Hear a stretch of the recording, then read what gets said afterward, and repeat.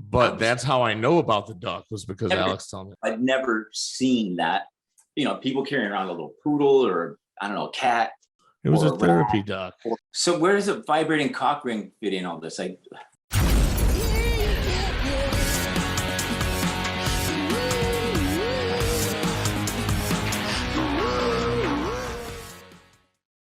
this is Party Like a Rockstar podcast, and I'm your host, Joel.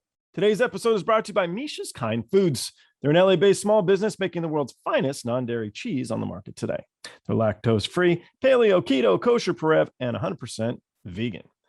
If you like what you see, check out the next video. If you like this video, please subscribe and like by clicking the little round button on the bottom right. To learn more about me or our other guests on the show, go to joelrody.com.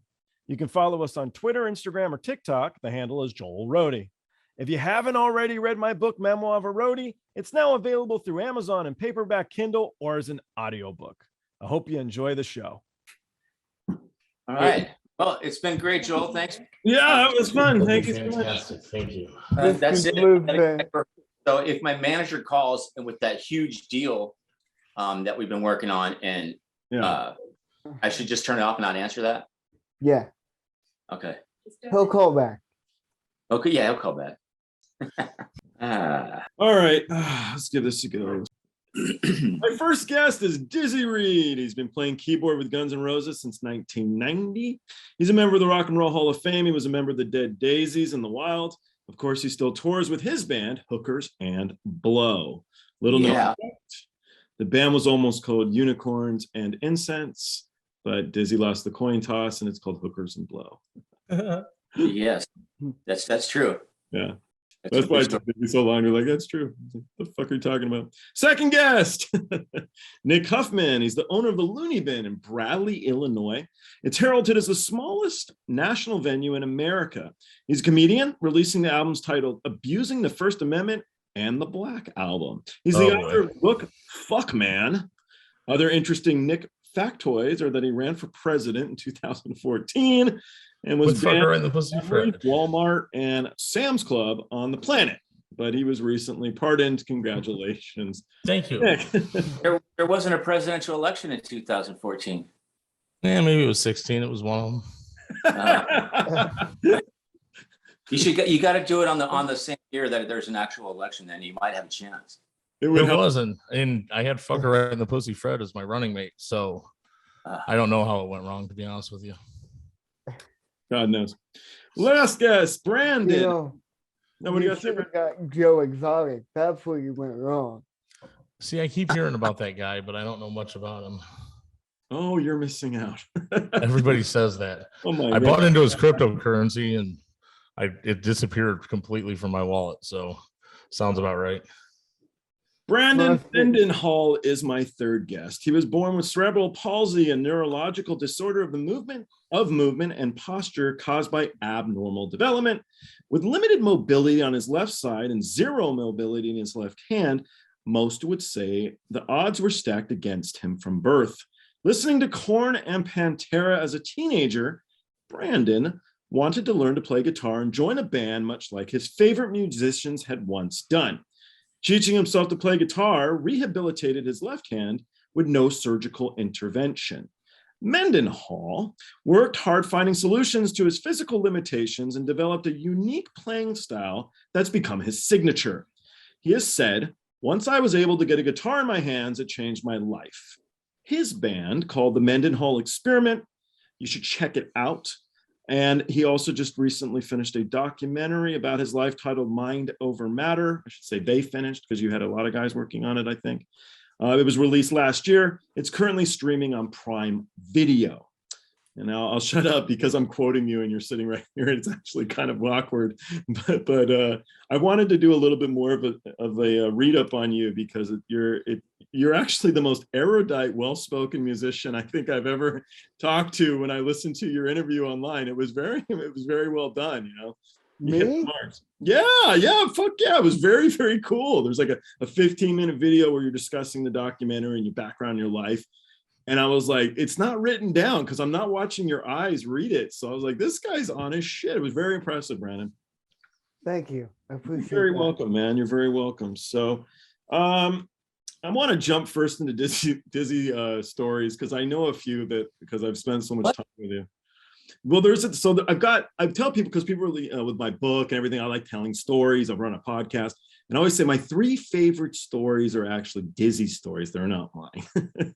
So, well, can you just tell everyone I'm articulate too, and I do good interviews? Yeah, sure, whatever. Now listen. So, what do you think my 3 favorite dizzy stories are? Do you know? One of them you won't guess, but the other 2 possibly.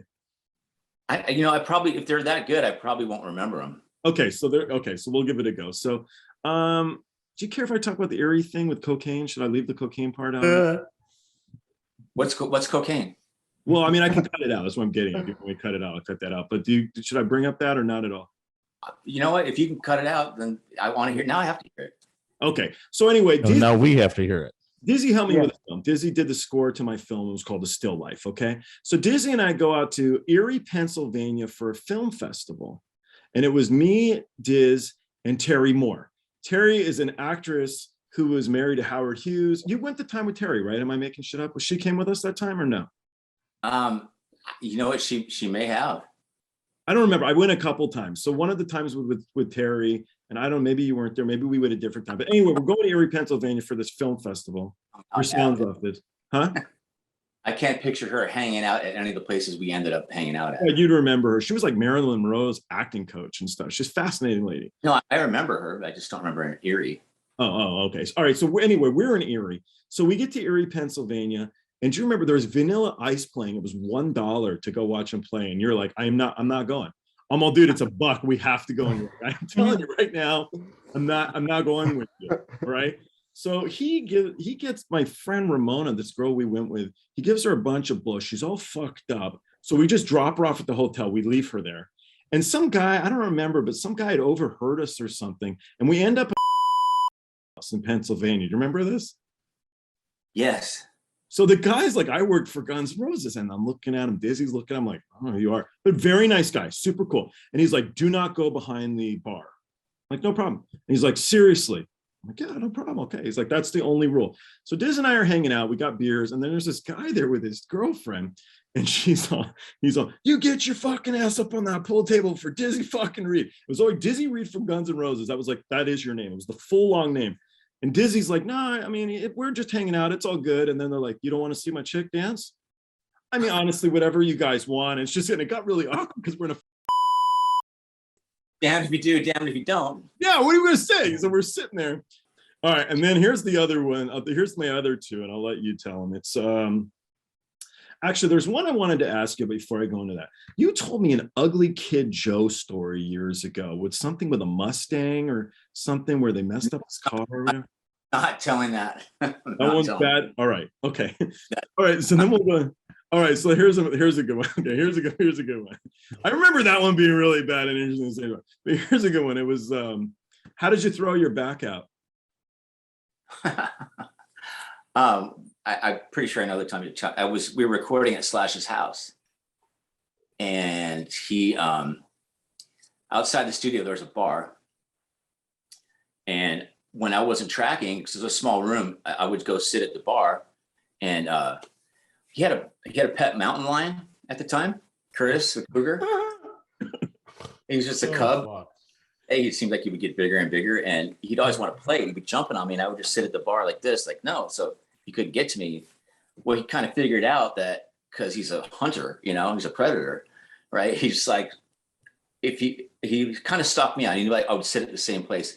So eventually he figured out if you go behind the bar and jump up on the bar, then he could get to me, which he did. And so he's on my back, and I'm going, Curtis, get off, get down. And it threw my back out. And so I go to the chiropractor, and he goes, what happened? And I go, well, I was recording at my friend's house. And I'm sitting at the bar, and a mountain lion jumped on my back. And he goes, that's really funny. What did I go? I was sitting at my friend's at a bar mountain anyway. It's a good one. Now, I promised you yesterday when we were talking on the phone that I asked Dizzy to tell you the story. Yeah, tell me the story. It's going to get infiltrated into your top 3. I'm telling you. I'll fuck it all up, but I don't remember where I heard it told. But you end up calling the White House. I did call. I called the White House twice, actually. Over food.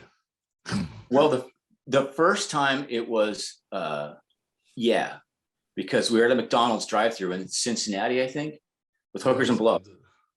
And I wanted to order I went to order a cheeseburger, and they said, we don't have cheeseburgers. I said, well, I'll take a hamburger. They said, we don't have hamburgers. I'm like, no cheeseburgers, no hamburgers. You're McDonald's, right? So I thought that was a big enough issue to take straight to the top. So I called the White House to complain about that. But unfortunately, it was President's Day weekend. And so there wasn't going to be anybody in the office till Tuesday. Ironically, it was President's Day weekend. Yeah. Have you seen the video for, I have a song called Forgotten Cases, starring hookers and blow were animated characters. And it sort of retells that story. But yeah, I called, and the lady that was helping me thought it was funny. And then she kind of ended the call, and I called back, and they said, we're tracing this call. And so I hung up. Oh shit. Yeah. Did they get it back to you? No, but most importantly, they didn't solve the cheeseburger issue. Oh yeah, that's fucking. Well, what do you expect? It's government related. Now, if this guy had become president. Well, yes. That's un-American. Now, he's got a point, because the reason I wasn't allowed to go to Walmart's because I answered their phones. Oh no. I'd have had your back, brother. Yeah, so what's Walmart? Victim How do you get banned from every Walmart like in the world or whatever? Dude, my daughter and I were there, and we were in sporting goods, and the phone just kept fucking ringing. And I'm like a 6-year-old, man. You can't do that shit around me. I'm going to answer the phone. So I did. And my daughter started videoing it, because this went on for 30, 40 minutes. A crowd built. And of course, I was dumb enough to upload those to the internet. Because why wouldn't you? Fuck them. And they fired me immediately, apparently. I had, from a jail cell, I signed something saying I wasn't allowed to go to any Walmart, Sam's Clubs, their properties or subsidiaries for life. It lasted 7, 8 years, something like that. But I needed to get one of those Oculus headsets for this project I'm working on, and they were open early. So I walked in and asked them if I could talk to their, what did I say? I made it sound all official, but I requested a pardon. Their clemency board. And they looked at me like I was an idiot, which is about right. And they were like, just come on in, man. I was like, then they gave me one of those carts. I told them, I said, man, don't you give me an electric cart. We trust you. And I went, I don't fucking trust me. What's wrong with you guys? I know me. God damn. Well, the Walmarts are a better place now that you can get in there. That's good. The first thing I did, I kid you not, I always thought it was funny that they had vibrating cock rings like in the health department shit back in the day. I thought, man, it's 2022. That's probably expanded immensely since then. So I went, drove my little buggy. And a beautiful story. Oh no, I take it back. Emily just reminded me. Hold on, I want you to say this because I didn't get it at first because I was messaging her when I was at Walmart. The first thing I did, and I went, yeah, okay. And then first thing he did was he went to the electronics department and charged his phone and left it unattended while he went shopping. Literally. Yeah, she was messaging me as I went in and was about to die. So I went and I opened up a cord, from the package, plugged in the USB thing, plugged my phone in, went shopping. That way I can answer her in a minute. She's like, wait a minute. So you left your phone unattended in Walmart when you went back there for the first time? And I was like, well, yeah. It didn't hit me till later what she was saying. I was like, oh, yeah, irony. That is very ironic. They never answered mine, though, hence the problem. So were you an employee of Walmart? Oh, no. God, no. I was just a nuisance. Okay, because I thought you said they fired you. I'm like, well, how can they fire you? Well, I mean, they didn't let me because their employees weren't going to do it. So I stepped up. You know what I mean? Just trying to do the right thing like we were taught in school. No, that's great. You saved the day. You tried to save the day. I did. Thank you. It's about time somebody realized that. He instantly became Earl from the sporting goods department. And I think there was a portion of that story that an employee called into the store that was sick or something. And he I asked her if she had the clap or something. And he he told the employee, "Oh, it's cool. You can take the day off or whatever." Well, yeah, first I got her to admit to me she had the clap, so I don't think she really knew what she was saying. And I was like, oh yeah, you don't want to come up here with that. What? So where does a vibrating cock ring fit in all this? Like, Yeah. Well, it was the first thing I thought of because I remembered running into those a long time ago, and I was thinking, man, if they had those 8 years ago, can you imagine how big that section at Walmart is now? I was just curious. Again, and Oh, they have all kinds of shit. All right, Brandon, questions. I have a few for you, man. So my question for you would be, so you had this guitar that meant a lot to you. It was a Steve Vai signed guitar, right? And you took it backstage and you were going to give it to Monkey because you're like, I can't fucking play and whatever. So how did you get Steve Vai to sign the guitar? And how did you get backstage with the Korn guys? okay, 2 parts.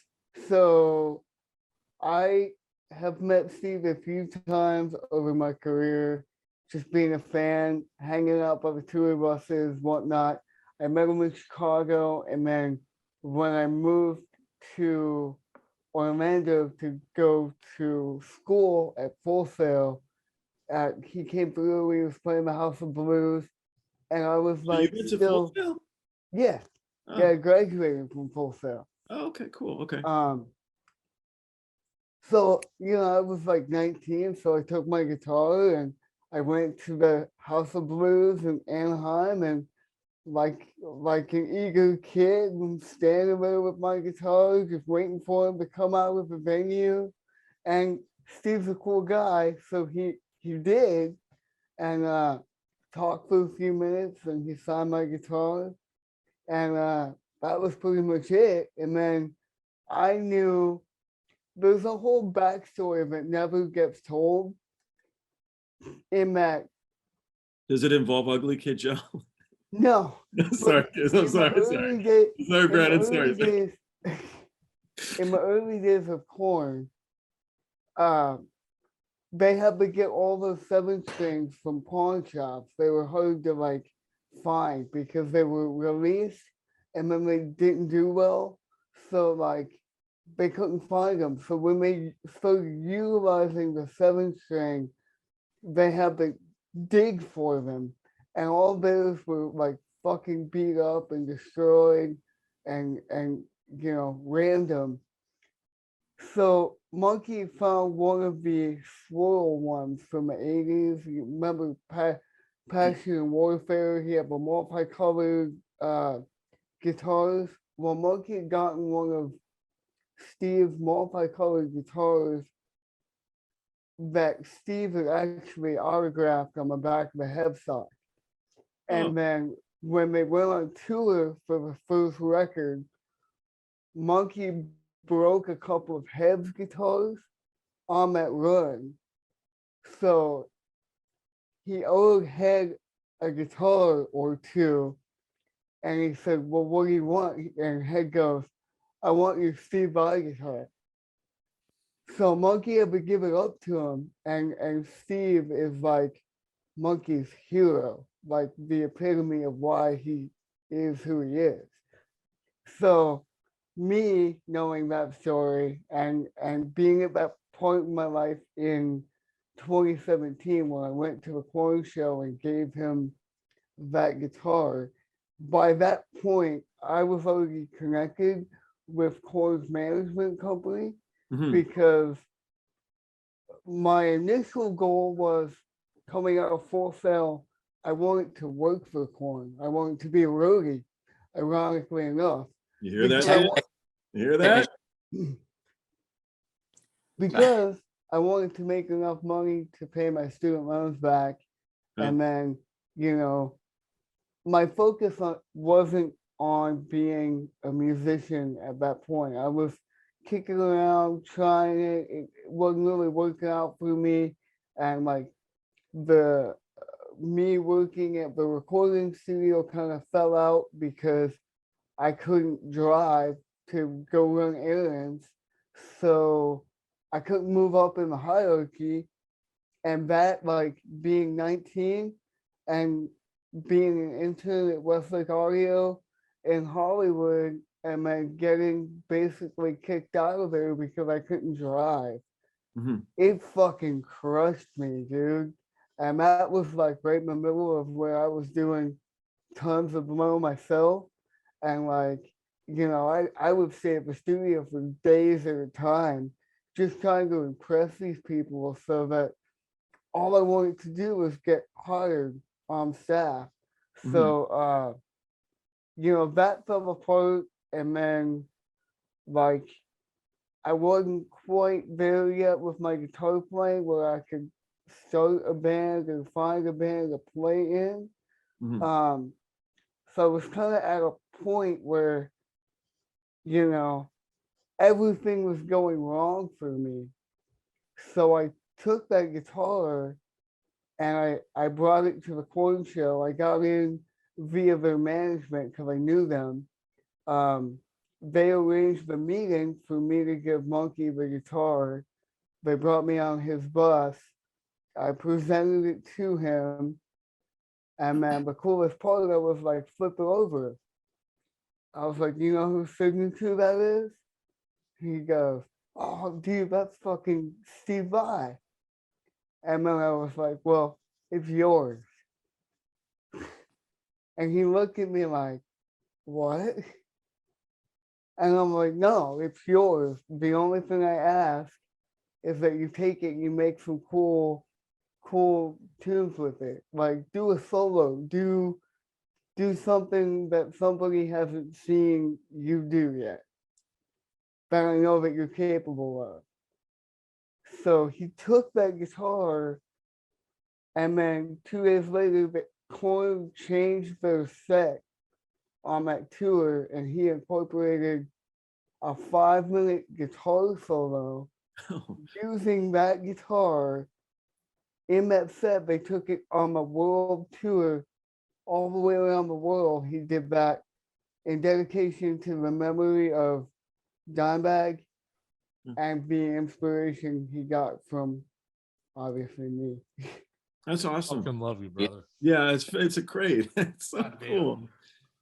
cool. So when you become president, when you run for president next year, Nick, Yeah. can you get his student loans? Make those. Good call. Oh, well, I mean, just don't pay them. You're in California; they won't do anything.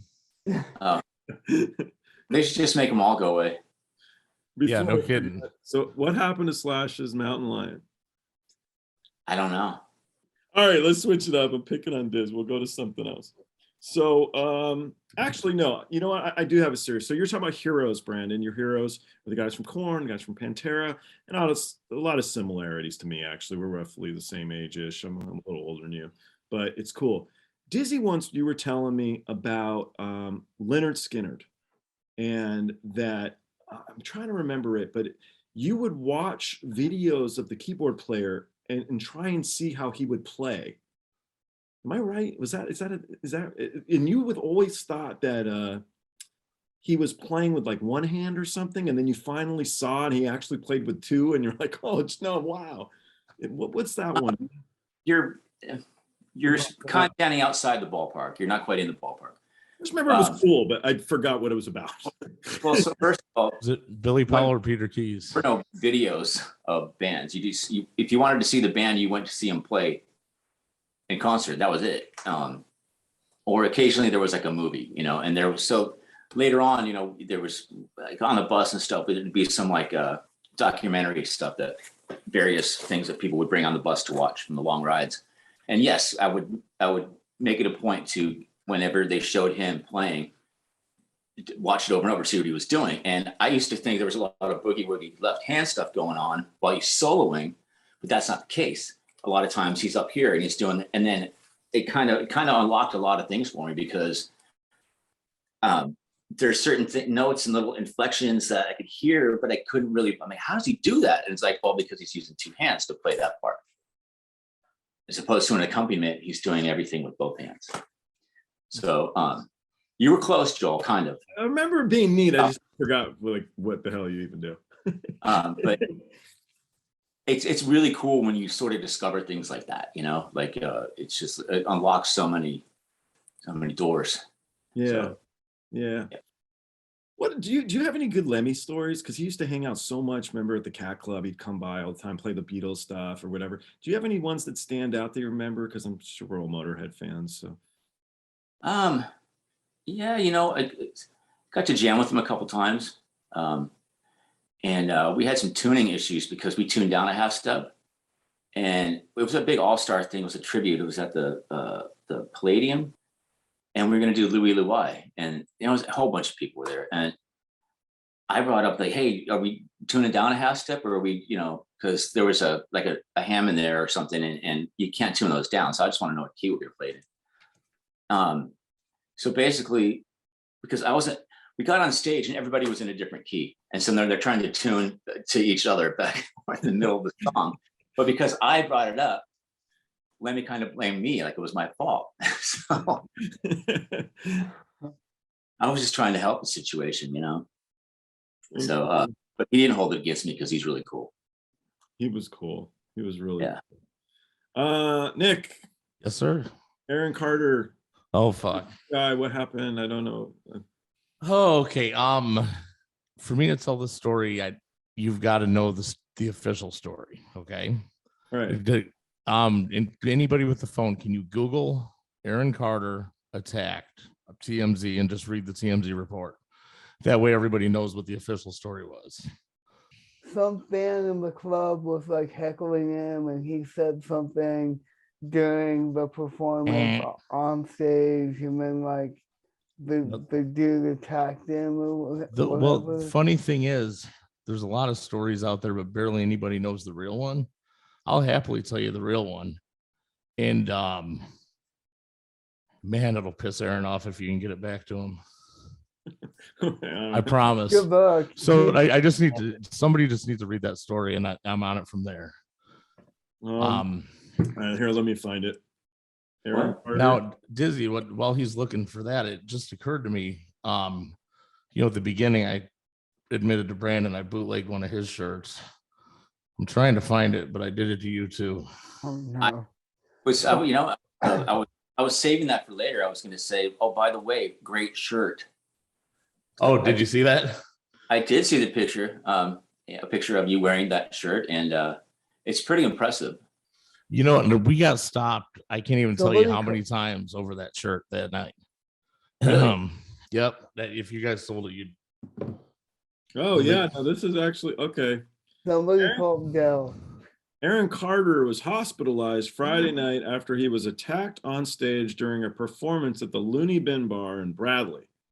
Videos of the incident were published on YouTube. One shows Carter being pushed down by one man before he gets back up and tries to return punches. Do you want me to keep going? This is long. Oh no. Okay. Keep going. Oh really? All right. Oh yeah, because the official report's going to get JFK'd real quick. Well, that's not entirely clear, of course. Nick Huffman, owner of the Looney Bin, said on Saturday morning that the fight began when Carter, whose team insisted on extra security, complained about one of the last-minute stand-ins. That person was a member of the opening act, Ill State, and he apparently did something to annoy Carter, a teen idol from early 2000s. Carter asked that the man be removed from the security line at the foot of the stage, and Huffman obliged. Here's where it gets a little bit unclear. A fellow band member of the man who was tossed is seen on video pushing Carter down, and by the time Carter gets back up, there's plenty of people in between keeping them separated. That's when the band member who had been originally tossed comes back into view, but not much else is captured on the video. Well, when it comes to the bin, we're tiny. Like you said, we're the smallest national venue in America. As Dizzy can attest, during the shows, I'm right there on the side of the stage. I always do that myself because it's a very intimate venue. Right. But there's never trouble because I make it a point to sit on the side of the stage myself because of Dimebag Darrell, who I have tattooed on my chest. If you're going to get my artist, you're going to get through me, motherfucker. That's my attitude. And we don't have problems here. Okay. We have a lot of shows that are a little rougher than an Aaron goddamn Carter show. Well, his drummer, who was acting as road manager, came up to me before the show and wanted extra security, 3 or 4 guys in front of the stage, because apparently Aaron's girlfriend was on the road and she's a real bitch to him if girls reach out and touch him. Being married and shit is. I feel for the guy, to be honest with you, but I was like, no, I'm not going to call some guys in on under an hour notice for some dumb shit when I can handle this crowd. And we argued about it. And I kept telling him, I'm like, man, let me do my thing. There's never a fucking problem here.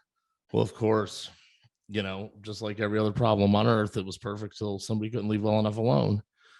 I said, you know what? I'll ask a couple of the guys from the opening band if they wouldn't mind doing it to pacify her. The end. And he kind of gives me knuckles like, gotcha, bro. The mistake that I'd had, you know, this one's on me from this point forward because I asked Tommy Solis to do it. And I shouldn't have. That'd be like asking me to do a job I didn't care about. He was going to fuck around. I just wanted the job off my shoulders so I can go about my day. So I'm on the side of the stage, like right there, busy where you look to your left and find me. And I see Tommy in the front row taking selfies with girls, distracting people. And I was like, ah, fuck. Aaron looks at me, looks at him and goes, get him out of here. And I went, got you. Because I probably should. So, and Tommy's my buddy. He's my brother. He did this tattoo right here on my arm. And the mama tried one too. I grabbed Tommy and flipped him around and made it look like I was violently pushing him to the back door. But the whole time I was going, hey, bro, I really appreciate you filling in for me. I don't care if you come back and just come around to the front. So everybody thinks I fired him, but I didn't. It's my guy. Well, on the way out the door, he yells, suck a dick, faggot, to Aaron. Now, Aaron, like quickly, and it was kind of beautiful, actually, goes, bye, Felipe. And I went, God damn, Aaron could talk shit. That was all right. Bye, Felipe? Bye, Felipe, because the guy was Mexican. I guess I should have said that. Okay. Well, I mean, I shouldn't. It's 2022. You know what I'm saying? But for context, you know, Felipe, it was what was that? Bye, Felicia. It was just his way of saying the same thing, only calling him Mexican too, I guess, or addressing the fact. 5 minutes or so go by, and the other Hispanic guy in the band runs up on stage and gets him from behind. Not like that, like he pushes him. Aaron didn't fucking have that coming. You know, when he said bye, Felipe, it was a direct response to suck a dick, faggot, which, you know, I'd probably respond to something like that too. At least I would hope. So Aaron didn't do anything wrong. He shouldn't have been attacked, but he also was not injured. If you ever see those old punching bags, they're like this when you're a kid, you hit it and it goes. That's how long Aaron was down, and he came back fucking swinging. I'll give him that. He was, even if you look at one of his hands, trying to take the nut off of the cymbal to throw it at him. It was neat.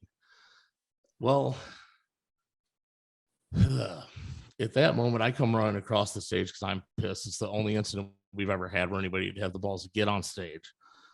You know, one of my guys had gotten, you know, he'd gotten through. I'm fucking mad. But the thing that saved my night, I see everybody's phones like this. Oh, don't fucking kill this guy. Okay. Thank God. Because I'll get hot-headed over something like that. So I had that in mind the entire time. I get him off stage. I look at Aaron, and Aaron's like, bro, we're on the same team. Fuck that. Aaron would not leave the stage until the cops got there, who didn't want to come in because it's an oversold crowd of young women screaming. Can't blame them. So we're up there a good half an hour before the cops even come up and talk to us, getting filmed. It's a shit show. And Aaron had one scratch. It was tiny. Some fans claim it was on his arm the night before. I didn't care enough to look at photos or whatever. But the point being, he shouldn't have been fucking attacked, but he was also uninjured. Okay. He signed on the police report. If he needed medical attention, he wrote the words, "No, I'm tough." This will come into play later, probably too. Well, I mean, I couldn't, he and I were cool all night long. Nothing bad to say. I went outside to just take a deep breath and have a smoke. And Aaron was outside and his back was turned, so he didn't realize I'd walked outside, and I heard him talking to his girlfriend. And he said after he leaves the police station, because they wanted him to come down to fill out whatever, he was going to go to the hospital. And I go, well, why would you do that? We all know he's not going to get hurt. We all know why that is, and that's to fuck me. And I go, all right. So I went home right then, grabbed my buddy Nick Beelan, got Emily on the phone. I said, watch this shit. I went to Facebook. Everybody who said that they were going to attend, I clicked on every one of their pages to see if they had live video. I pieced together the whole damn thing myself, completely omitted the line, suck a dick faggot, because obviously, you know, he was retaliating at that point. Contacted TMZ myself. And for, you know, if he's going to go to the hospital in Kankakee, Illinois, that tells me he's got 10 to 12 hours that he's going to sit there because he's there over bullshit. They have things to handle. Well, while he's over here putting on this little spectacle, he's going to walk out of there racist. If you try to fuck me, I'm going to get you harder. Haha, Aaron. All right. You sure he didn't say, he didn't say buy Fleabag? Maybe Fleabag. Yeah, he didn't have any hair though, so Fluffy. you know. All right. I'm going to switch it up. I have so my question to you, Brandon, is you talk about your grandfather doubting some of the things that you've now done. Do you in any way appreciate the push that was given to you by him? Maybe inadvertently, but nonetheless, the push. What are your feelings on that? Do you think you needed a push? You know, what are your thoughts on overcoming this stuff? You know, hindsight is 2020, right? And I would agree with you. Like, absolutely. Like my grandfather, although he was a joke to me, and he was mean, and he said very hurtful things at very critical times in my upbringing. At the same time, he was my father. He knew how to push my buttons and motivate me the best way possible for me, because he knew that if he could push me in the right ways, that I would use my anger and resentment and make something out of it. Mm-hmm. So the whole story is there's a beautiful irony to the whole thing, because he was in a roundabout way. None of this would have happened had he not done that. Mm-hmm. And I believe that, like, he knew that, and that was his way of reaching me and getting me to proverbially get off my ass and to do something of substance with myself. And it worked. The only regret that I have is that, like, he never got to see it come to fruition, you know. Yeah. In my early years, I would go back and visit from living here in California to go and see my family, and the same conversation came up all the time. Mm-hmm. When are you gonna work for Korn? When are you gonna break the threshold? When are they gonna hire you? When this, when that, you know? And it was because I already went to Full Sail, so the expectation in my household was to take my knowledge and my degree and the fact that I live in Hollywood now to make something of myself and make it happen. And you know, that part of my life didn't happen exactly like I thought it was going to. There's a part of the story of why I didn't get hired with Korn, but I'm just gonna leave that out. All I'm gonna say is, at one point I got the gig, and because of legal stuff that I want to leave out of the conversation, like, it just didn't happen. So I moved on.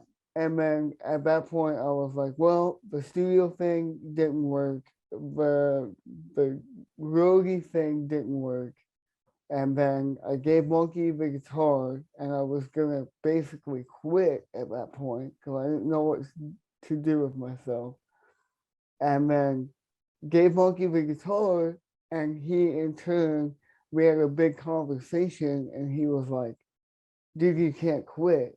you got to figure out how to do it your own way. He goes, if you can't join a band, then Yeah. make your own band Yeah. and kind of forge your own path.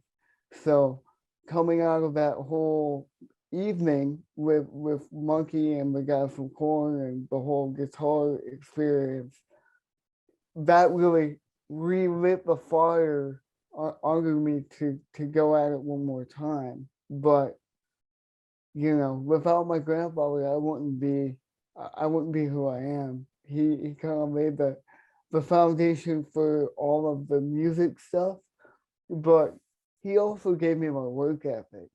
Was I he, worked was my he in the ass. armed services by chance or no? Huh? Was he in the armed services by chance or no? No, he worked at a factory in Kankakee, and then during the day he was a farmhand.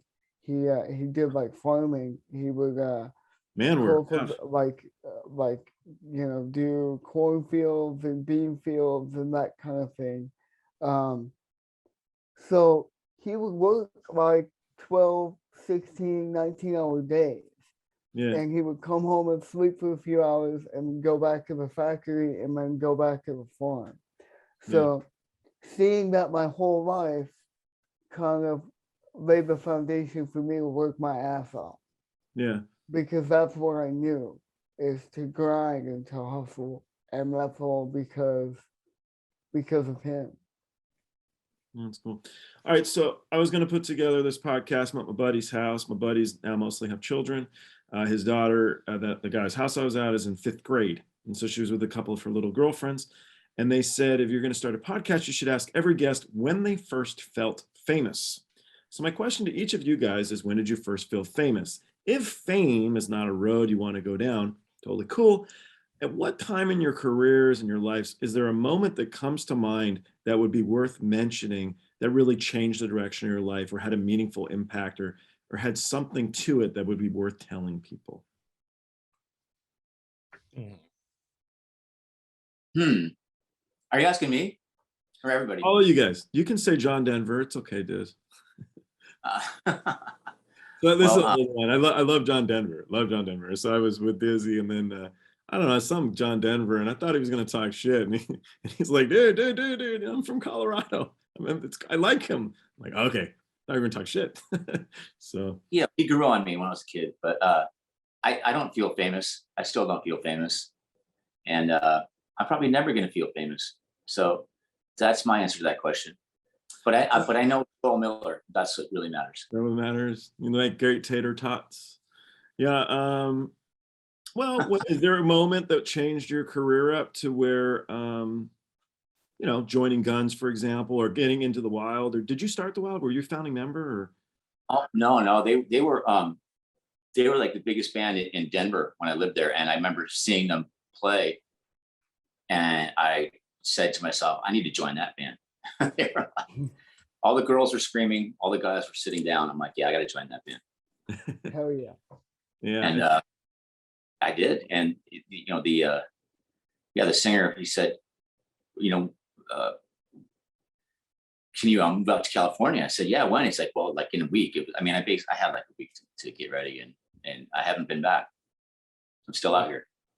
One of the guys I was hanging out with randomly last night, a friend of mine, he told me that you guys had like one apartment and 10 of you guys were living in the Wild, and he thought it was your apartment or a girlfriend or something, he said, and you guys were all staying in this one apartment. There were several of those. We get kicked out and move on to the next one. Yeah, he said the Wild guys were crazy. It was fucking great. You know what? We definitely lived up to our name. I'll say that much. Well, that's good. All right, what do you guys got? What would be a moment within your careers that you guys would choose to that make you feel good? And I'm exactly with what Dizzy said. I don't feel that way at all. I hate the F word, to be honest with you. Not fuck famous. I had friends pulling that shit with me close to a decade ago, and it made me mad because it's silly to me. When I walk outside and look up at the stars and see how big and beautiful this goddamn universe is, I giggle that people think they take themselves seriously. You know, I'm just a guy who got lucky a few times, and I do my own thing. It worked. But honestly, Dizzy, did you watch that private YouTube video I had for you? No. Oh, I didn't- actually said this. I didn't know if I gave it to Chipz E Nuff a few years ago to give it to you, but he probably got caught up with Johnny Toolbox and God only knows fucking what. So you know what I'm saying, brother. Didn't get enough C's. So I passed it on to him yesterday. In that, now when you do watch it, I'll make sure you get it. I told you in that video that the best moment, and I would give all of it for that one time, is when you and I were talking about Brandon. You know, I don't want to, you know, open a can of worms out loud, but you know what I'm saying right now. That was the coolest thing I've ever seen. Right on. How did you find Brandon's film, Diz? Because I know you're a really big fan of it. So how did that go? Yes. That weirds me out too. I've got to hear this. What was the question? Sorry, Brandon's film, the film on Brandon. I know you're a big fan of the film or whatever. How did you find out about Brandon? What's the link? Through Gregg Journigan. Yeah. My manager, well, I guess he would be a former manager now, but he's still part of my team and my family. Like, Greg and I are literally family nowadays. So, like, he's always going to be a part of my consulting team. He moved on to a different part of his life. He has a more demanding job. So, I guess he wouldn't officially be our manager at this point, but he was, and that's how I met Dizzy and the Guns guys, and we have a mutual friend, Scotty. We hang out and watch UFC fights and Super Bowl parties and all that kind of thing. Cool. Do you have a moment you want to share, the famous question thing? Is there a moment that you've got, Brandon? I don't know. I guess like for me, the most rewarding part about all of this is to see the impact that my story and my music and everything has on kids and on people, and because that was the whole goal, right? Was to create a band and then use that band as a vehicle to raise disability awareness and change social opinion of people with disabilities and what they're actually capable of, right? Because my main goal was to, if I could tell my story through my music and the documentary and make life easier for any kid with a disability coming up, and to not have to go through the abuse, the outcasting and the ostracism and all that kind of thing, if I could make it so they're more included and they're uplifted, then I won, right? And society is better and we can move forward. And at the same time, I get to live my dream of playing music, playing guitar, rocking out, playing festivals, living the dream, so to speak. But kind of like all these guys have said, do I feel famous? Maybe at moments I feel that way, but like it doesn't last. Fame fades like that. And if you don't stay humbled, you be humbled. So Brandon, you know what's so funny about that? The first time I met you, you gave me a disability. oh, here it goes. And he's right. He's right. I don't follow. Sorry, clue me in. I don't know. He broke my elbow the first time. Oh, all right. Okay. I guess I should tell the story. Yeah. So, yeah, do it, man. We have a mutual friend, Grant Yonka, in high school. Grant was a little older than me. He was in local bands and he was like the football star.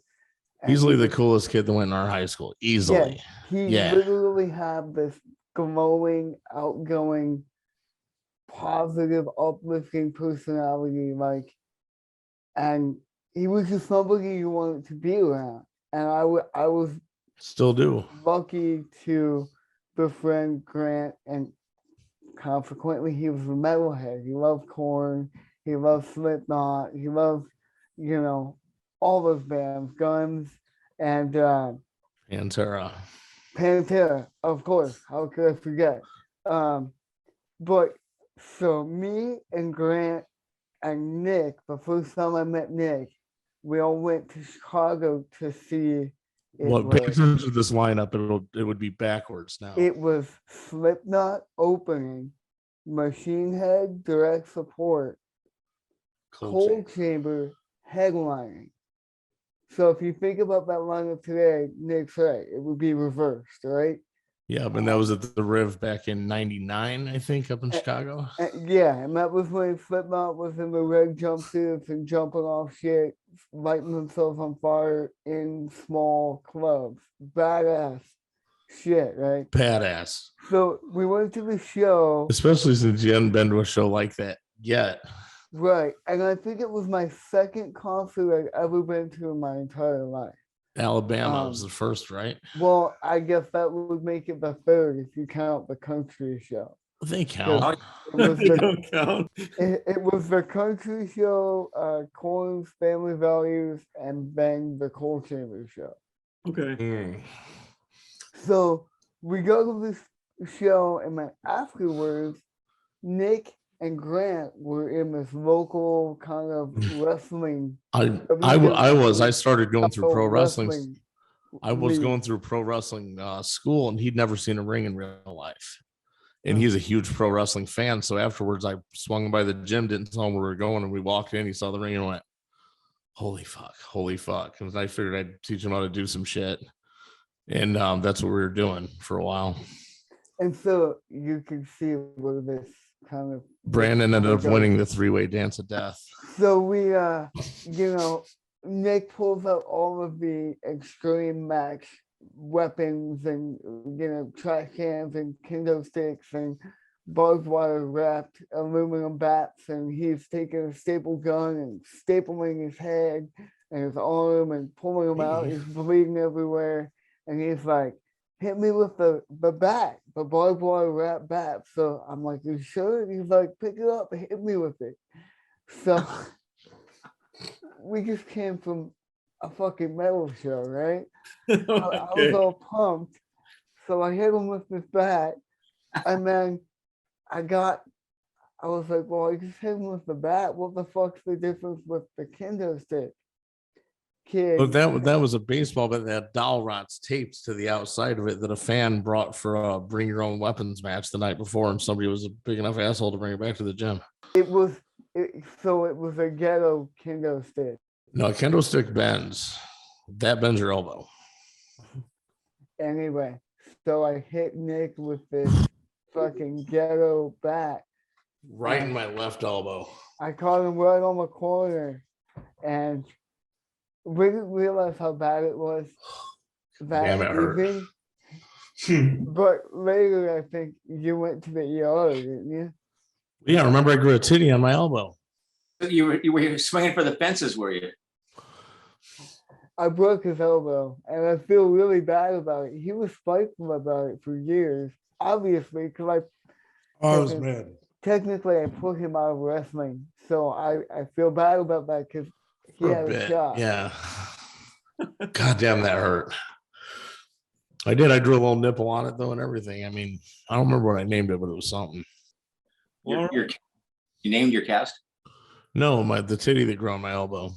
Oh. He had a big knot that like. Yeah, I mean, it felt like a real titty. I could just stand there and go like this and go, the No, fuck? no. All right. Well, guys, I really do appreciate your time. I don't know if you got any other stories, you're welcome to tell them. But otherwise, there's a part 2 to that Aaron Carter. Aaron Carter. Which is, this one gets hilarious. Like the first one was a fuck you, and this one was kind of like, yeah, fuck off, which is better. On April Fool's Day a couple years ago, our local paper, the Daily Journal, got a hold of me and said, hey, Nick, we want you in on our April Fool's story this year. They came up with the best idea I've ever heard, which was the Cranberries without Dolores are playing the bin. And I looked at them and went, why the fuck would you write that? Like, where's your angle here? I mean, that would make sense probably, because to the average person, the Cranberries were Dolores and right. So it would make sense that they would start in clubs. I worked for the no, I know you did. That's why I said for Okay, the yeah, for I the like- average person, you know, they don't know that everybody else in the band, because it's a she thing. So it would make sense they'd play here. So I don't really understand where you're going with this. And they said, well, what do you suggest? I said, I suggest you send a reporter to come by. We'll go sit in the back room, get stoned, and figure something out, which is what I did. And it all hit me at once. Dirtbag Clothing, who sponsors us, had an event that was June 15th of that year that I was teasing already. So there was an event page on Facebook made that said, save the date, June 15th. So all at once, I got it, because they asked me about the Aaron Carter thing. I said, I got it. And they're like, what?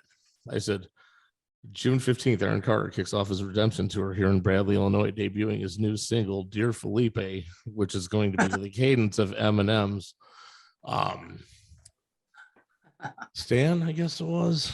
And they looked at me and went, you're kidding me. And I went, no, listen, I can get a hold of my guy Greg at Outhouse Tickets, have him put up a ticket link, but we don't put tickets on sale till well after the 1st.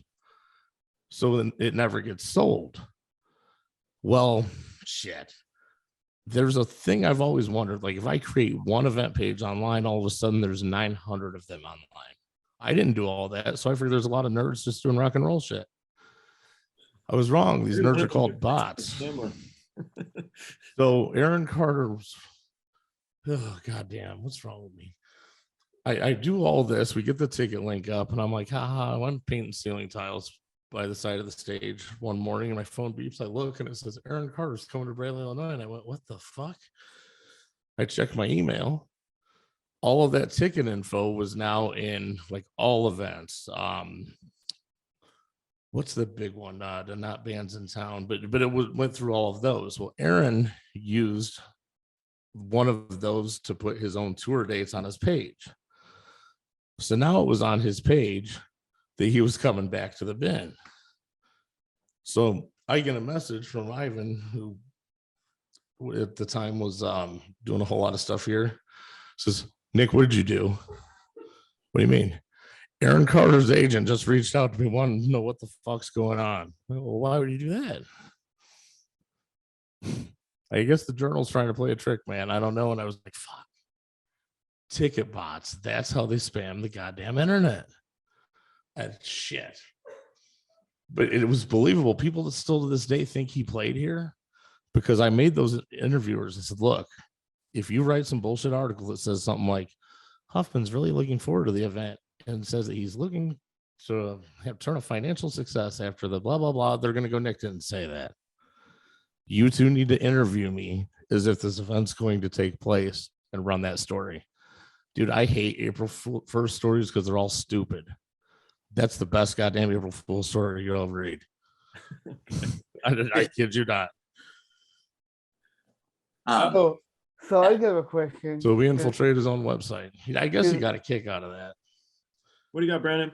Because Dizzy hasn't talked much. So, like, what are some of your favorite highlights from the 30 plus years of rock and roll fuckery that you have? Well, with Hookers and Blow, I still experience that. But when we last time Hookers and Blow played the Looney Bin, I remember we pulled up and Chip had some issues with the marquee. That was the first time, brother. Yeah, and this is what I heard, because it's his hometown. It's home turf, close enough. And I think he was, and rightfully so, he was a little miffed that he wasn't included in the marquee. And it said Dizzy Reed from Guns N' Roses, Johnny Kelly from Danzig, but it didn't say Chipz E Nuff. And I heard it's because you said between Dizzy and Danzig, we ran out of Z's. Is that right? Is that? You got it. And he has like 4 in his name, right? It was like 2 and 2. Well, the Z Nuff and then Enough. I mean, I guess either way it's 2 Z's, but either way. Probably not a lot. So. No, and where do you come up with the Z on a Sunday night? Right. Can you call the alphabet store? Yeah. I don't even know what that is. That's already out of my league. Did you ever see the video Monaco sent me that day? No. Oh my God. It's fucking hilarious. Somebody must have texted him and let him know that Chip was upset about the Z's. So I'll make sure you get that. Were you So on Greg, the day that we had Jonathan Davis in the Still Life? Were you there that day, Diz? I don't know if I don't think you were, huh? No. In the convenience store scene? Yeah, he's a convenient. I only bring it up because Brandon's such a big fan. Obviously, it would be fun. Have you ever done any stuff with Jonathan? You must have through now. I mean, Jonathan was in the film, obviously, and Yeah, me and John talk on chat all the time. Like I'm You pretty do. close with those guys still. yeah. When so- we were doing the film, they were just going to come out with this new album, and it was the Shoots and Ladders. Is it Shoots and Ladders album? that And was the first record. no, it's after. No, I think it's the third. I don't know my You Korn. mean- I know you the first mean- record well. Yeah, well, that would be Follow the Leader with like all the radio. Follow the Leader. hits. That was the album, and so we were in the car with his manager, and we sat in the car, and he played it, and I'm just looking at him like, this is fucking great. This Yeah, is because really it good. had the big choruses. It was the introduction with like Korn, but with huge radio choruses. Super neat. It was super neat. It was like Yeah. working for you guys, Diz. I got to sit in the rehearsal studio, getting to hear these guys play over and over and over again. And I remember I had my phone, and this is in the early days, and I was trying to record it. Sorry, Diz, I know I shouldn't have been, but I was trying to record it to play for my friend, and all you could hear was like. Well, I'm glad that you enjoyed it, and that's great.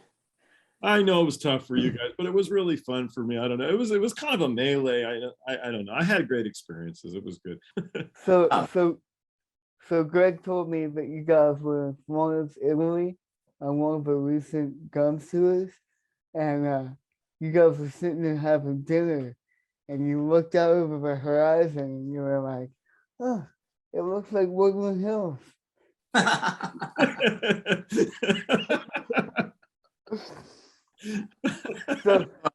So Greg wanted me to remind you that Florence, Italy is not Woodland Hills. That's very funny. Similarities. Woodland Hills is a place in California for the people not from here. It's a place in LA. It's in the San Fernando Valley. That's fucking hilarious. It's a Mediterranean climate. There's Italian food. You can get Italian food. I love Florence. Florence is actually one of my favorite cities because it's so small. Beautiful. It's romantic, wonderful place. That's good stuff. Yeah. Can't wait to go. I'm super excited that you guys are playing with Korn and Kiss and Foo Fighters in Florida at the Daytona Speedway for one of the DWP events. So I'm trying to weasel my way in to get my band like an opening slot somewhere on that festival. You know, I'm gonna say to you what I say to everybody. Well, we are. Exactly. I know. I just get a phone call and then I go down to rehearsal and get it going. But that's great. Yeah, that sounds cool. That's a lot of great bands. Awesome. What do you have coming up? What do you have in the works right now? You got Hookers and Blow stuff going on? We got Hookers and Blow stuff going on right now. As a matter of fact, we have to finish rehearsing right now. Not my lovely wife and bandmate. Best singer in the band. Thanks. Okay. So now, right. No, you. That is true. She's a great singer.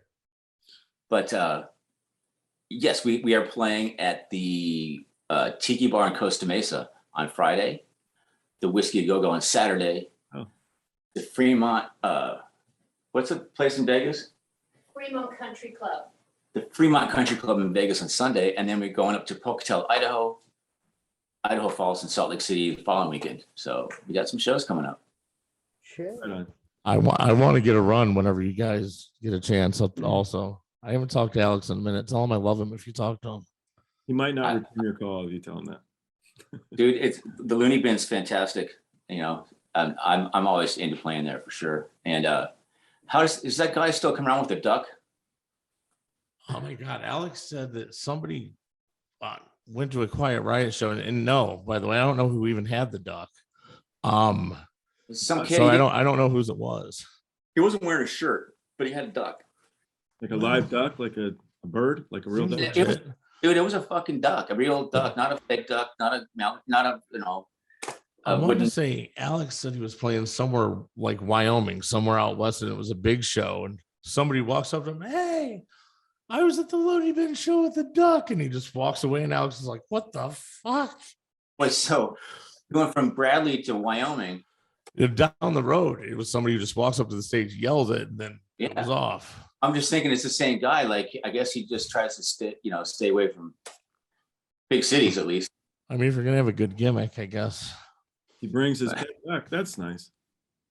I was the guy with the duck. Wow. But he remembered. I mean, I don't remember the duck from that night, but that's how I know about the duck, was because Alex told me. I'd never seen that. People carrying around a little poodle or I don't know, cat. It was a therapy duck or lizard, but the duck and the duck, I know it was loud in there. The duck wasn't freaking out or nothing. It was just kind of into it. Yeah, that night, that was your end of tour party. That was still one of my favorite nights that's ever taken place in this building. End of tour party? Yeah, we guys ended the tour party here with Hookers and Blow. See, again, I don't remember for some reason. See what I'm saying? It was that good, he doesn't remember it. Yes, that's what I mean. Jägermeister. Do you still drink as much Jägermeister as you used to drink? You know it. That's amazing. I'm in the new, it just came out. Jägermeister put out a coffee table book. A big book. And there's a chapter on me in there, represented. That's a beautiful thing. Of course there would be. Should be on the front cover. I did order your book last night, like I told you I would. You did what? Ordered your book last night, like I said, and I think I ordered the wrong kind because I'm wanting to say it was a digital one, which is good for you. Well, thank you. Good for sure. Much appreciated. Brandon, Yep. What do you got going on? We can see your film. It's already out, which is cool. So Prime Video. But can I contact you? Or is there do you like fans to reach out to you via Twitter and stuff? Or what do you like? You can contact me via our website, Mendenhall or my personal social media. Links a lot on Instagram, and then TMX Official Instagram, my Facebook, obviously. And then what we got going on with the band is we have a brand new record, 10 songs. It's on release. We're trying to figure out a marketing plan and a record pitch. We'd like to move on from the label that we're currently with. So we're going to go through like a shopping kind of phase and see where it lands. And hopefully we'll have this thing out by summer. Lining up some festivals and some tour things in the works as well. Couple music videos in the pipeline, and just grinding. Yeah, no disrespect at all to your former band, but the lineup Brandon has right fucking now, oh my God, it's the best we've ever been. It's goddamn incredible. And I saw the new singer and drummer came up through here. Not necessarily this building, but they played here a lot. And I've always said that she is a world-class fucking talent, and I cannot wait for you to unleash this shit, man. Yeah, Alyce Hayes is. Alyce Hayes. She's a tiny little African-American chick with a monster voice, and she's beautiful and on point. Beautiful inside and out. And it took my band and it took it from here and it elevated it here. Perfect. And Buzz. Also, yeah. Notably, the guy that produced our last album and the new unreleased one, Chris Collier, just produced the latest Korn record. Huh. So he's blowing up respectively. He's advanced since the first record in his craft. So this new record is the best shit we've ever done. I Great. can't wait for everybody to hear it. It's just the songs are bigger, more put together, and the lyrical content really drives our message of uplifting and bringing people together home. But it still rocks. It's not like pussy Good. or anything like that. So Cool. God, you guys have no idea how good this girl is. I can't wait, man. I'll listen to it. I look forward to it. Yeah, I'm excited to hear it for sure, man. Yeah. Oh God. And I remember Flaw was playing here, and me and Merch Girl were sitting down because she's the one who let me know that there was going to be a change, and she was wrecked over it, bro. And I looked at her, I went, wait a minute. I've got a gut feeling here. This is probably a really good move. yeah. And then I had my fingers crossed, and I was like, yes, I was right. And then Brandon's like, duh, I told you. I was like, oh. Yeah, because I told Nick like 6 months before we made the announcement, like what the move was gonna be. And because our former vocalist, we don't have any beef with him. He just No, I had was two- enjoying him, man. He was He cool. had 2 babies 9 months apart, and you know, he was struggling keeping his life together before he had children. Oh. So when he went down the path of being a family man, he had to go and do that. You know, we're still a band that's trying to kind of break through in the industry. So we don't have a lot of money, a lot of options. So it was just ready for him to do his thing, and we had to do our thing. Well, what's cool is you're still doing it. You know, it's tough. Yeah. I think it's neat. Dizzy, I'll definitely come see you. You said you're playing the Tiki Bar on Friday. Thursday. Thursday. So it's Thursday, Friday, Saturday? Yeah. Yeah. The Tiki Bar's Thursday, Whiskey's Friday, and the Fremont Country Club's Saturday. So yeah, Thursday. How many times Man, have you played I in the wish I would have known that you were doing a run of shows. I would have solicited you to join the roster and open. We'd love to do that. Yeah, that would be awesome. We should, do that in the future. The whiskey show, we I think we booked it in 2019. Yeah. Oh no. And yeah, so this, because of everything, it's just going to be great to play again, I'm really looking Yeah. forward to it. I think 2019 was like the last time I saw you in person. It wasn't like Scotty's birthday party. Yeah, probably, most likely, yeah. Yeah, I just remember you and I drinking Jaeger at the bar upstairs. Yeah. Awesome. And everything was a little hazy after that. You know how sometimes life does that thing where full circles happen? Do you remember packing all the Jaeger to go down to Rock and Rio? Or we had a full road case of Fiji water for Axel. We took an entire road case of water down to Rio de Janeiro. I wish I would have known about the Jaeger because I ended up spending a lot of money at the bar. So I wasn't allowed to go with you. Well, at the hotel bar I did, but I wasn't allowed to go to Coco Ban as much because I'd gotten into trouble. I went into a favela when I wasn't supposed to. And so I was under like hotel arrest. I wasn't allowed. you wander off and do it. Yeah, I was real stupid, I know, but we lived. It was very interesting to see. It was I was extremely ill at that trip. I got really sick and I thought I was going to die. Actually, it was that. really. Did you drink So the I- water kind of thing? No, it was like a respiratory thing, man. I couldn't. It was painful, and it took me like 2 months to recover. I think it was like, I don't know. It was some horrible stuff in the air. Huh. You weren't at the pool with us all the time? You know what? I hung out in the pool the first couple of days, and then it just hit me, and it was really bad. And when I got back home, it was the longest flight ever coming home. I just remember that. So that would explain. I didn't drink all the Jaeger. No. What is that, like a 10-hour flight? 9, 10 hours. You go to Florida, and then from Florida, I think we came back or something.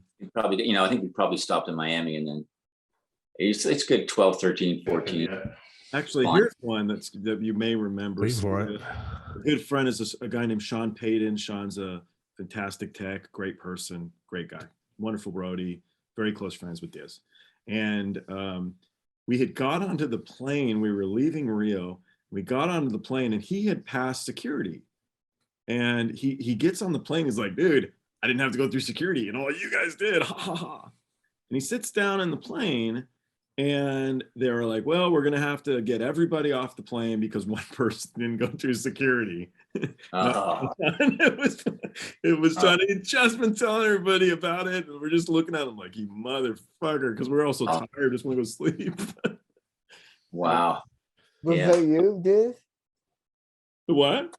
Was it Dizzy? Was it you? No, it was this guy named No. Sean, he's a friend of ours. And he had just told everybody how he had skirted past the security, and then they made us all get off the fucking plane, and we had to go through it again.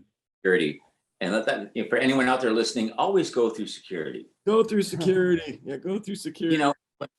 You know, I used to have a thing trying to get into Canada. If you have any sort of, like, there's no statute of limitations. They don't expunge anything from your record.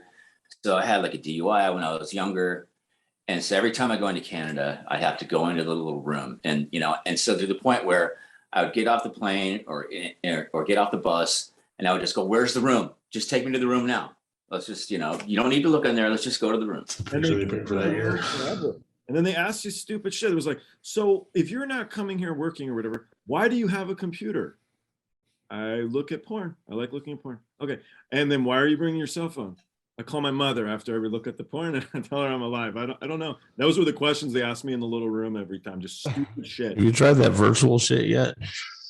The first time I went up Oh, there, dude. first time I went to Canada was Hookers and Blow. We actually had the work order that said Hookers and Blow on it. And the guy's like, oh, come on through. Like, no problem. It's just like, let us right through. That was amazing. I went with a couple friends, and I told the girls, I'm like, just this is what you say, and you're gonna get through quick. Both of them walk through, they stick me in the little room, and I'm stuck in the little room for hours, just answering dumbass questions. Anyway. But we love Canada, and it's a great place. It's good. It's fun to play up there in the winter. We played up in Saskatchewan, minus 40 in January. Wow. And I was Holy fuck. So I was going to catch a plane. I was in a cab, and the cab driver said, you know, that's where they meet. That's where Celsius and Fahrenheit, that's where they are the same. They meet at minus 40. Something you wouldn't know unless you lived in Saskatchewan or someplace like that gets to be minus 40. Mm-mm. Perfect for tuning instruments. What's that? Perfect for keeping instruments in tune. It's good. Yeah. You know, people say, like, if it feels any colder, I think it gets to a certain point and it doesn't feel any colder. It just means you'll die quicker the lower the temperature. Hopefully. Did you have any stories with Shannon Hoon back in the day? Did you ever hang out with him at all, or? He was awesome. He was hilarious. He was so fun. He was fun to hang out with. It's really, really funny cat, man. I do remember that. And you know, yeah. One of those guys I always I like, you know, it's made me happy when he was around. You know, you see him and go, oh yeah, cool. It's just Good fella. I hadn't listened to much Blind Melon, and I don't know, this is a while back now, but I called Dizzy yelling, how could you not tell me how fucking good they are? And he was like, what are you talking about? And I'm like, they're amazing. And I love Blind Melon. I had no idea. I just knew that one song. And I started trying to listen to like one hit wonder band. I wrote a chapter in that book apologizing to the Bumblebee from that video for some shit too. Oh yeah. They're a fantastic band. I don't know. They were really, really great. You know, they have these lists of the people that died too soon. Elaine Staley's, Scott Weiland is on the list and stuff. And they don't usually put Shannon on the list. And I don't understand why. Because the guy could sing great. I mean, he did. He died really young. I don't understand why he doesn't get more acclaim. I think it's. You should write the list. I should fucking write the list. Yeah, I should. Yeah. Well, I guess we're writing it right now. I'm gonna write a list. Yeah. We just All right. wrote it. I want to point something out before we get out of here, because I don't know that everybody caught this, but not everybody knows everything, I guess, either. Damn, that was fucking cool. When you and Brandon were talking about doing a show together, you know how sometimes things just kind of full circle themselves like that. Now, the first time I knew that they knew each other at all, I was sitting outside getting ready to smoke a joint, and Dizzy and Naj get out of the truck, and we've got, I don't know if you could see it, that Mind Over Matter banner was outside, and she goes, "Babe, look," and I go, "How the fuck's he know Brandon like this?" And she goes, "You don't understand. That's his favorite movie." And I went, "Get the fuck out of here." He grew up here. And then we talked about it throughout the night. And then at the end of the night after the show, and if you can edit this out if I'm not supposed to say it, but I'm going to, because what I just saw was fucking cool. Dizzy's looking me dead in the eye going, "I'm going to play on his next record." Well, I'm not just saying that this is what I'm going to do. And I'm sitting here just smiling. If Brandon only knew. Now, a few months go by, he calls me. He's like, "Bro, you're not going to believe this." And he tells me that. And I'm like, yes, full circle there. But if you were to open for you, that means you could jump up with him on that song. Yes, we got to do that And song. that would be the coolest fucking thing in the world. Yeah, it'd be cool to work it out. And I finally have a song that I think would be perfect for you to play on. It's gonna be like a ballad, and it's gonna be dedicated to my bass player's dad, who passed away like 18 months ago. He was jogging with his wife, and this minivan come around a corner and hit him. Oh, Passed away Oh, randomly. man. So, and his dad was instrumental in him playing bass, getting started in music. And for those that don't know, Nathan, my bass player, is partially blind and partially deaf. And whereas my story was my grandfather discouraged me from pursuing music because either he was trying to motivate me to actually fucking do it, or he was trying to save me from the heartache of possibly not achieving my goal, right? Nathan's story is the exact opposite. His dad wasn't afraid to give him everything he needed to get started in the business and go forward and get lessons and join bands and that whole thing. So obviously Nathan is devastated, and we started working on a tribute song for him, and we put some placeholder grand piano patches because and I was thinking, when we write stuff, like we think like, what do we want to make this reminiscent of? And I thought November Rain, right? Because it's got one of the most iconic, to me, one of the most iconic piano pieces in music, in rock music anyway. So we kind of demoed the track, and I was like, this would be perfect if we could reach back out to Dizzy, and he's not busy with his crazy schedule. If we can get him to do it, it would be great. Dude, I'll do it. Hell yeah. That's it. Yeah. And for the record, I think that was like the third time he said that he would actually do it.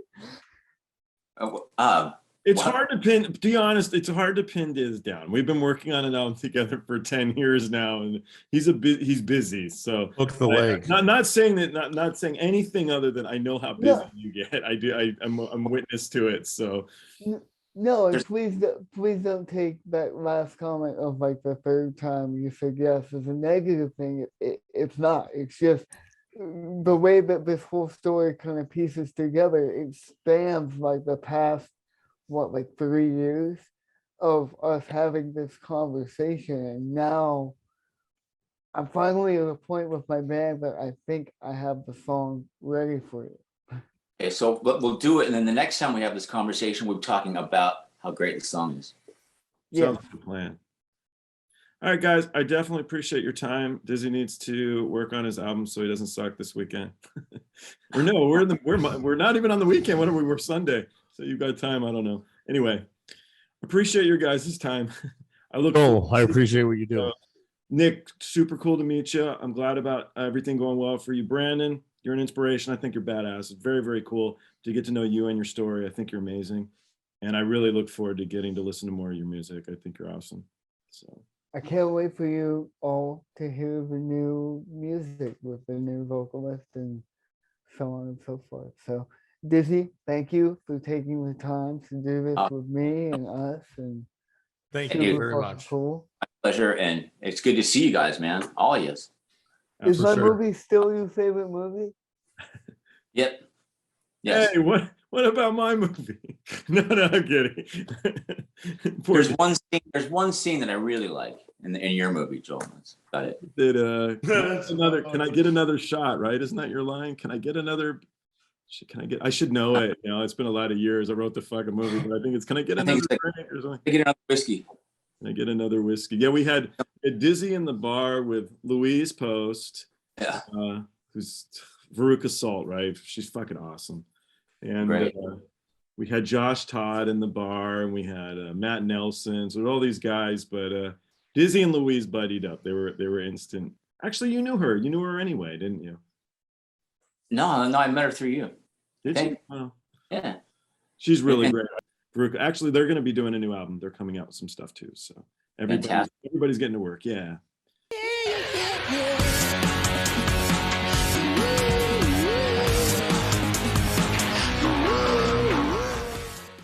Thanks for watching. Don't forget to like and subscribe by clicking the round button on the bottom right.